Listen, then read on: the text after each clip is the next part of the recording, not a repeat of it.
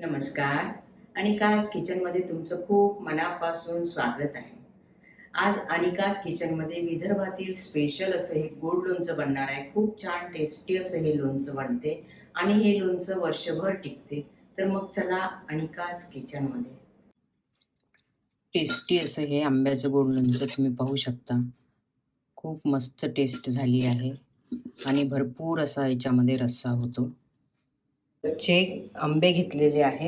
ह्या कच्च्या आंब्याच्या फोडी घेतलेल्या आहे. ह्याची वरची साल काढून अशा बारीक फोडी चिरून घेतलेल्या आहेत आणि ह्या 1 कप घ्यायच्या आहे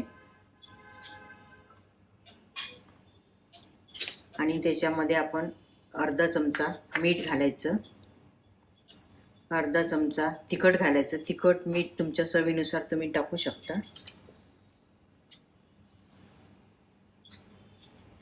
आणि पाव चमचा हळद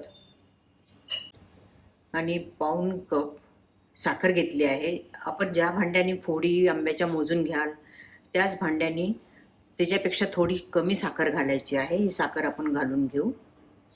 आता हे सगळं आपण छान मिक्स करून घ्यायचं आहे. हे आता छान मिक्स झालेलं आहे, तुम्ही पाहू शकता. पण हे आता कोरडं आहे. नंतर ह्याला उद्या छान पाक सुटेल. आता ह्या आंब्याच्या गोड लोणच्याला 1 दिवस झाला आहे. आपण ह्यात उघडून बघू. छान आंब्याच्या गोड लोणच्याला खूप छान रस्सा सुटला आहे, तुम्ही पाहू शकता. आणि याच्यामध्ये थोडंसं बुडाला आणखी साखर विरघळायची आहे. पूर्ण विरघळली नाही आहे. 1 ते 2 दिवसामध्ये पूर्ण साखर विरघळून जाते. ह्याला आपण एअर टाईट बर्नीमध्ये भरून ठेवायचं आहे.